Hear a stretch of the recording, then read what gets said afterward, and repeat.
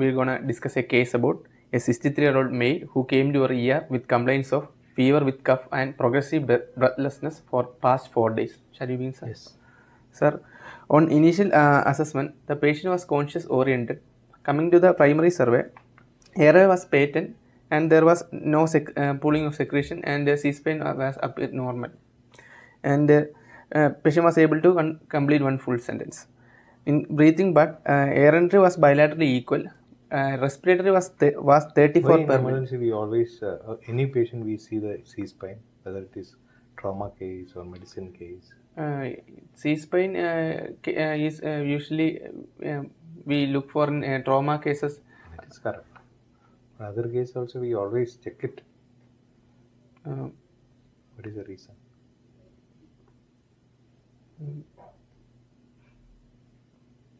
Without trauma, can C-spine get damage without any trauma? Sir, whiplash injury here. Any medical condition can produce C-spine problems.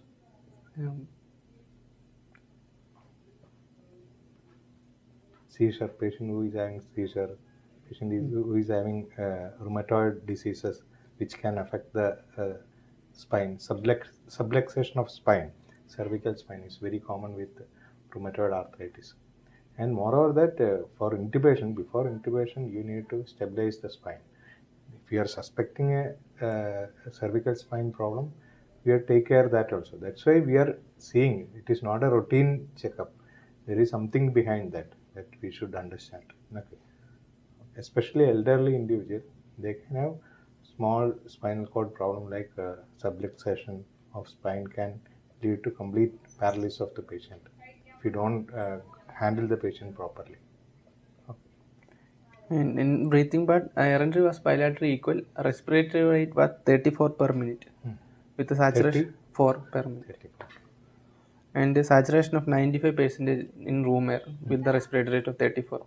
Right, that point itself we started with O2 via simple face mask for the patient, and we went on with the further assessment. In circulation, BP was 190 or 140 mmHg. With 190, 140. With the pulse rate of 110 per minute. Okay. And disability wise, GCS was full and pupil was 2.5 mm bilaterally equally reactive. In exposure, temperature was febrile and GRBS of 130 milligram per deciliter. Okay. And further we did the adjuncts to the primary survey. Here we did an ECG. ECG was showing a normal sinus tachycardia with a heart rate of 105. And we also did an VBG was we got the VBG. We actually didn't get the ABG during that time. Okay. VBG was showing a pH of 7.39 with PCO2 of 35.4 and bicarb of 22.2. And lactate was 1.2, create was 1.87. So now we have a patient who presented with breathing difficulty, was tachycardic, but febrile. Without any major chest findings. That's what you're saying. At that point of time, we hadn't got any chest findings. Chest was means chest findings, bilateral V's was there. Okay. Other than that, he was normal talking. The whole symptoms was like a severe tachypneic patient without any febrile patient. What are the differential diagnosis you suspect in this patient? Bronchial asthma. Bronchial asthma. Then pulmonary embolism. That is the first thing to suspect. Okay, I'm not telling all cases are pulmonary embolism. So if you suspect only, you will investigate that. So pulmonary embolism should be thought any patient who come with acute tachypnea, acute tachycardia. So all these things are very important. So we have to keep that pulmonary embolism as a first possibility.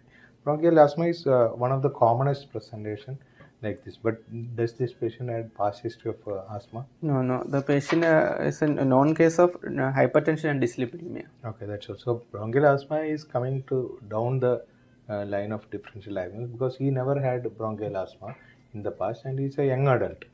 So it is unlikely that bronchial asthma come at this age as a first episode. Okay. Then any foreign body? foreign body aspiration is a fully conscious patient. He might have complained about that. So difficult. If it is a child, that is one of the first DD. Then Saturation, what was the saturation? Saturation was 95% in room air. Any non-respiratory, non-cardiac condition can present like this? Just patient becoming this purely tachypneic. Panic attacks can present like this, no? Just because of severe anxiety, panic attack, patient will just come with severe breathing difficulty kind of symptoms. Okay, so always keep that also in the differentials. This patient was a little anxious in the initial stages of the presentation, sir. Oh. Continue. Okay. Sir, then we did an X-ray at that point of time. X-ray was kind of normal, sir. Normal lung parenchyma was noted. No any infiltrates were noted on the first initial X-ray, sir. So we went again with our secondary survey. He was a known case of dyslipidemia, hypertension on TAB, telmisartan, amlodipine, metoprolol, rosuvastatin. So this patient came with complaints of high-grade fever with the chills and rigor since the past 4 days. He was also complaining of cough with sputum production and progressive breathlessness. This patient was on beta blockers, right? Yes, sir. So what all things you need to check when the patient on beta blockers comes with tachycardia? Beta blocker itself can Tachycardia. Beta blocker reduces the tachycardia. What is rebound tachycardia? Repeat beta block. Rebound. Basically, when they skip a dose, the patient's heart rate goes disproportionately high. Then initially he went to the nearby clinic and had evaluated and was taking some oral antibiotics. But as his symptoms were persisting, he came to our ER for further management. His BP is also very high. BP was also on high. What may be the reason? So it's a known case of hypertension. Maybe little anxious also. So if you are thinking that BP is the main problem here, not infection. Infection we can discuss. Suppose the patient come without infection, patient on beta blocker, very high BP, tachycardia. What are the other differential diagnosis other than an infection? Here the infection is the main trigger for everything. If you are leaving that infection aside, okay, don't think about infection now. If a patient suddenly come to your ER with tachycardia, high BP, he is on multiple drugs, especially beta blocker. What do you think? One seborrheic, it can be rebound. Maybe patient might have skipped the doses of multiple doses of antihypertensive. That is the first possibility. Second possibility is intracranial bleed. But patient is fully conscious, no seizure. What is that condition? You have to think. See, this type of cases come once in a while. If you don't think, how will you pick up? Pheochromocytoma. Pheochromocytoma is one condition. They come with episodes of high BP and episodes of tachycardia. Patient may be on beta blocker. Beta blocker cannot control these episodes. Why beta blocker cannot control? Alpha blockade should be. It's required. This when you are blocking beta receptors, that will produce unopposed alpha activity. So alpha activity will increase like anything. Patient will have tachycardia, high BP, pulmonary edema, cardiac failure, all these things. So any patient who is on beta blocker suddenly coming with episodes of high BP and tachycardia, you have to always think about pheochromocytoma. Here the infection is the reason that we know. So if the patient come without an infection like this, then you have to always think about an alpha adrenergic activity. In that case, you have to give an alpha blocker to control the BP. Okay, continue. So he came with the above mentioned symptoms for further evaluation. And sir, he had the last meal about 4 hours before coming to our ER, and there was no allergic history as such from the history. But on further asking the patient, patient had a history of house cleaning and cleaning of the furniture about 1 week back for further renovation of the home, and he had exposure to the dust of the same. Okay. And so what are the problems of like cleaning a dusty place and developing infection like this? What are the organism you suspect? So this is one of the common scenarios. Somebody cleans a dirty house, dirty area like terrace of the house or AC vents. They develop respiratory symptoms. What will you suspect? Legionella. One is Legionella. They develop atypical pneumonia because of Legionella. They can have diarrhea, hyponatremia, progressive lung symptoms. Other one is fungal infections. The spores of fungus can be there all in this area. When you rub that area, that spores can get inside. So one of the common presentation of acute fungal infection in the lung is by cleaning the dusty places. Okay. So we have to be very careful when we are treating such patients. He also gave a history of exposure to varnish during the painting of the furnitures. Okay. Varnish also is a chemical irritant. So that also can produce inflammation in the respiratory tract. So we did the routine blood investigation at that point of time, which was showing only mild elevation of inflammatory markers, 67 CRP with a total count of 10,500 and HB of 13.4 and platelet of 1,85,000. Creatinine was 1.76 and other lab parameters were within normal limit at that point of time, sir. Do you think that creatinine is normal for him? Creatinine is on the higher side, sir. Here, maybe because of pre-renal. So what other differential I see? Immediately you should think something else. Creatinine is very high, BP is very high, tachycardia is there. What else you suspect in a patient? Renal artery stenosis. Renal artery stenosis at this age, like what is this age? 60 years old. After 50 age, suppose the patient develops a renal artery disease that is mostly due to atherosclerotic renal artery stenosis. So we have to think that also, because patient is already on which drug can increase the BP in renal artery stenosis among this group. What are the drugs he is taking?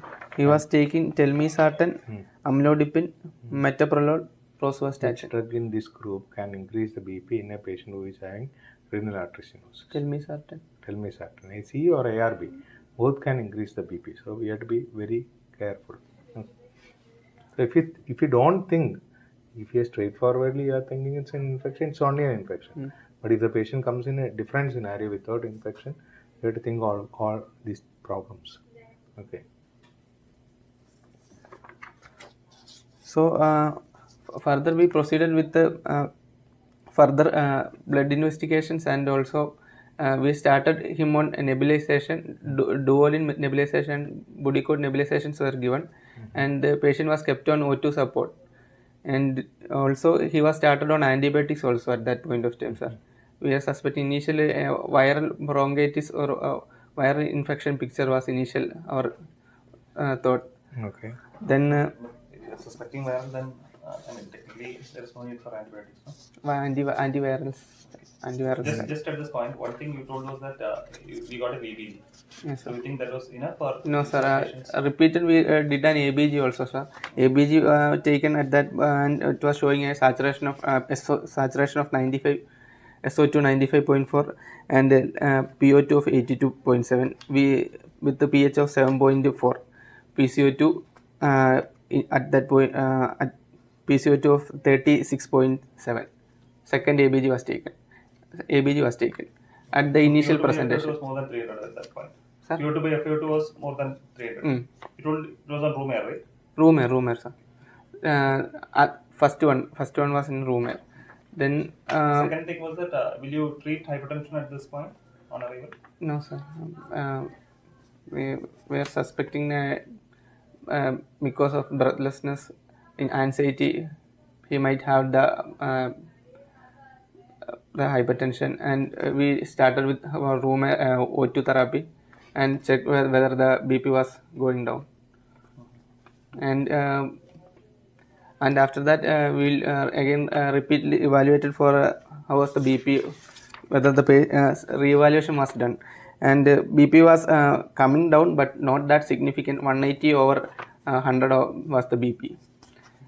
then a patient was taking the medications, telmisartan, amlodipine, and so the night dose of metoprolol was given.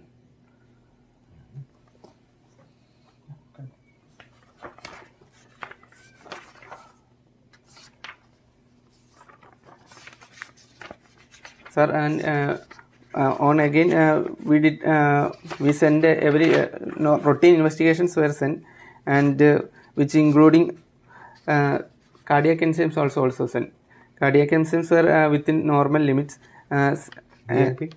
Sir? BNP? BNP was negative, sir. BNP was means normal. Normal, sir. D-dimer was also sent. D-dimer was 1.53. Okay. So what is the importance of D-dimer in a case of breathlessness?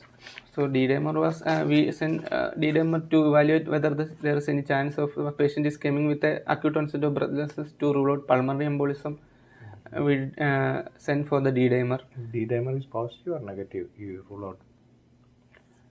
Negative. It has a negative predictive. It has a negative predictive value than a positive. Positive predictive value, it has got definitely predictive value for pulmonary embolism, but there are multiple other reasons can produce D-dimer positivity. But if it is negative, then you can possibly rule out a pulmonary embolism. Okay.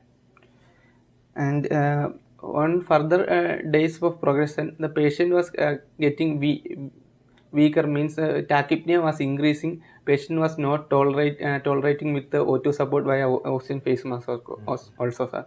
And we initially tried to start him on NIV support for tachypnea, but patient was not tolerating NIV.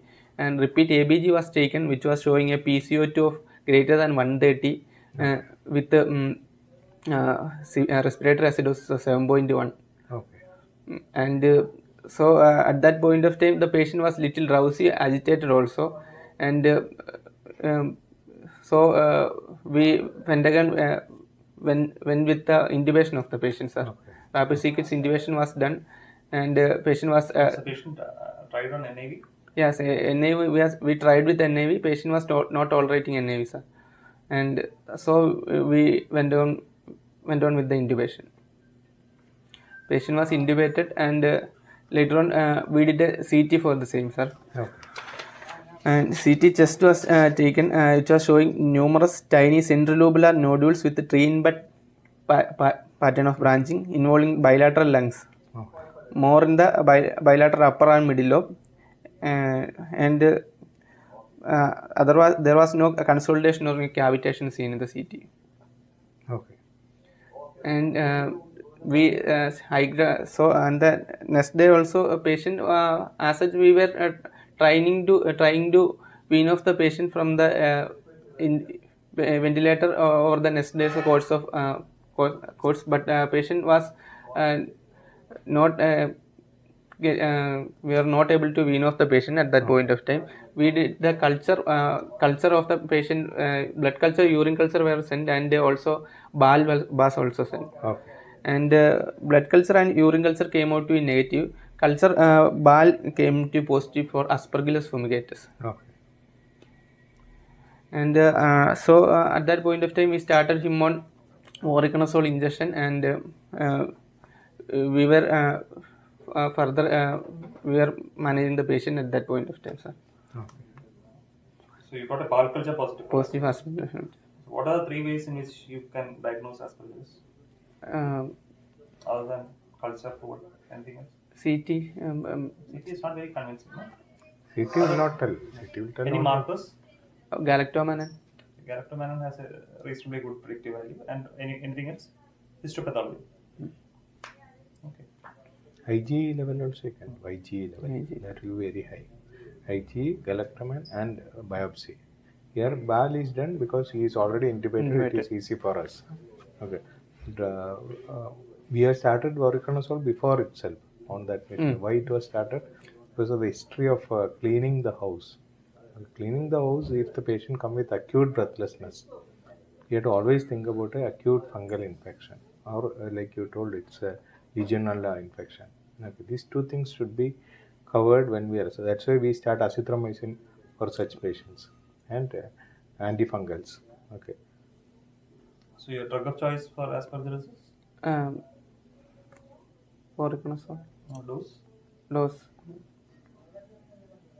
Initially, what mode, like mode of delivery you will prefer, IV or IV, initial IV, followed by we will taper, means change the route of administration to oral once patient is Usually it is started by 400 ml IV, then followed by oral conversion to 200. 200. Okay. Bioavailability is same. At the end of the day, oral and IV bioavailability is the same. So other than voriconazole, anything else? Itraconazole can be given. Yes. Itraconazole, posaconazole, other options. Anything else, like any other drugs? Casper. Not as monotherapy. Other thing will be liposomal amphotericin. Okay, that will be the second line. For salvage therapy, if there is reports of voriconazole resistance. Okay, if voriconazole resistance is established, then you go for combination of Amphotericin. no. This voriconazole plus caspofungin. So the message is whenever we treat a patient with atypical findings like this, especially after cleaning a dusty, dirty place, you should always think about either atypical pneumonias or fungal infection like this. That has to be covered first itself. Even then, fungal infections are very difficult to treat. Their spores have entered to the lungs, and everywhere it might have entered. It will be very difficult to treat sometimes. Okay, anything else? But this doesn't look like very classical kind of presentation in X-ray and all. No? Little atypical presentation clinically. Okay. Okay. Thank you. Okay.